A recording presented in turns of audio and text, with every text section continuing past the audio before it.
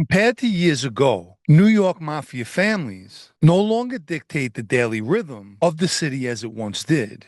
However, the mob continues to affect the average citizen through less visible white collar rackets and sophisticated technological schemes, as opposed to overt street violence. As most people know, the last official mob hit was carried out by the Lucchese family when they killed former Purple Gang leader Michael Mellish in 2013. And for well over a decade, the mob has shied away from killing people. And the two Lucchese administration members who are serving life sentences are a constant incentive not to carry out hits in present day. So to the relief and dismay of many, there may be no more mob murders. Mob hits absolutely plays out great for news or now social media and are considered a fanboy's wet dream. But think about it. Nobody truly wants to trade their freedom for a maximum security prison cell. There's still mob tax on infrastructure and housing, crimes consistent with labor racketeering. The Genovese and Gambino families, in particular, maintain influence over certain construction unions and trucking companies, and rig bids and demand kickbacks from contractors to use non-union labor, bypassing prevailing wages laws, which drives up the cost of public and private construction. Consequently, it's the public who pays higher taxes for public works like subway, bridge repair, and housing and commercial real estate, where the costs increase as well. Today's mafia has pivoted towards cyber-facilitated crime, as we've seen in the recent 2025-2026 indictments involving sophisticated illegal gambling rings that leveraged offshore websites and high-tech tools. One recent case involved members of four families that operated rigged poker games in Manhattan and the Hamptons, where high-tech sunglasses and shuffling machines were used to cheat players out of millions of dollars. Certain families increasingly engage in access device fraud and cloned ID card schemes. The mob continues the infiltration into legitimate businesses to launder their money. They focus on industries with high cash flow, such as garbage and carting, vending and amusement machines like digital jukeboxes, ATMs, and high-end vending machines located in bars and lounges. For instance, if a machine actually makes 500, they'll record 2,000, clearing 1,500 of illegal cash proceeds. Lately, the mob's getting involved in high-end car washes and boutique laundromats, and even quick service restaurants, businesses that provide perfect fronts for laundering street money, like loan sharking and bookmaking.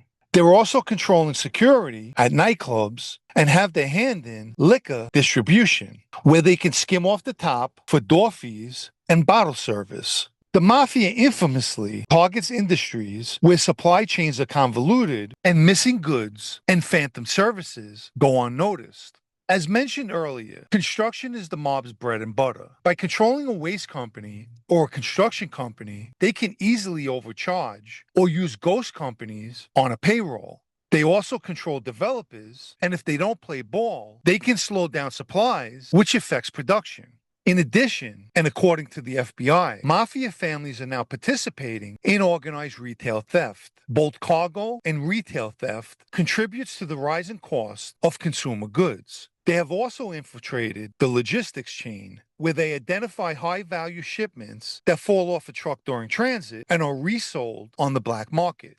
The mafia's influence at the docks remains a strategic priority, where they control key points of logistics at the ports of New York and New Jersey, and where they facilitate the smuggling of contraband or ensure that the containers from their legitimate front companies are not inspected. Here's a fun fact. For over 70 years, a joint New York-New Jersey commission, a bi-state watchdog, policed the docks, precisely to keep the mob out. But in 2023, following a Supreme Court ruling, New Jersey withdrew, arguing that the mob era was over. The days of hijacking trucks are long over. In present day, the mob uses digital hijackers to produce fake credentials, and by the time the real logistics company realizes a fake pickup took place, the goods are already in mob-controlled warehouses being stripped of GPS trackers. On a side note, the mob's not only good at installing GPS trackers, they're also proficient at disassembling them. As a result of the corruption at the ports, shipping costs rise and consumer prices increase, while the mob in 2026 line their pockets.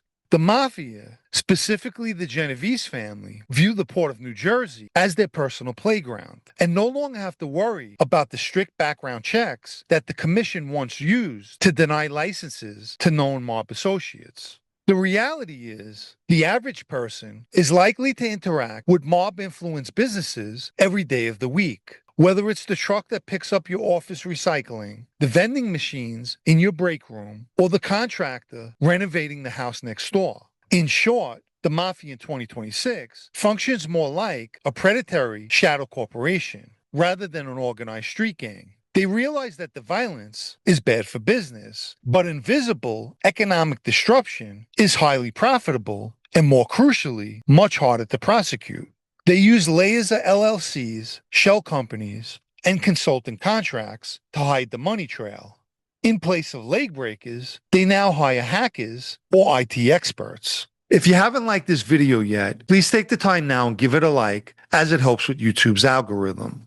Anyone who'd like to show their appreciation for videos like this, or more importantly, help me to continue making them, you can donate with the Super Thanks icon down below or through the PayPal Cash App links in the video's description. Let me quickly mention my blog, also called Sitdownnews, especially for those of you who still enjoy reading. The site can be found at sitdownnews.com and is a paid subscription. The mob's not looking to destabilize the economy. They only want to be the friction that collects a small fee on every transaction. Basically, every time you pay a utility bill, buy a high-end electronic device, or pay a New York City tax, a fraction of a cent is more than likely making its way through a series of consultant firms and going directly into a Gambino, Lucchese, etc. bank account. The mob's no longer lurking in the shadows of New York City. They're hiding in the terms and conditions of a logistics contract and in the processing fee of your favorite sports betting app. A good sign of mob presence is your rent going up, your taxes are higher, and that bottle of olive oil costs as much as a premium steak. The next time you charge your electronic vehicle, take a guess who moved into the installation of those EV charging stations. In the old days, if you didn't pay the mob, they'd break your legs or your windows, or worse. Now you're left wondering why your green energy surcharge is so high, or why at your local CVS is everything under padlock. You're not looking at a shoplifting deterrent, but rather a physical barrier between you and the mob's latest racket, their boosters. The mob's no longer thinking about the next hit. They're just looking for a percentage.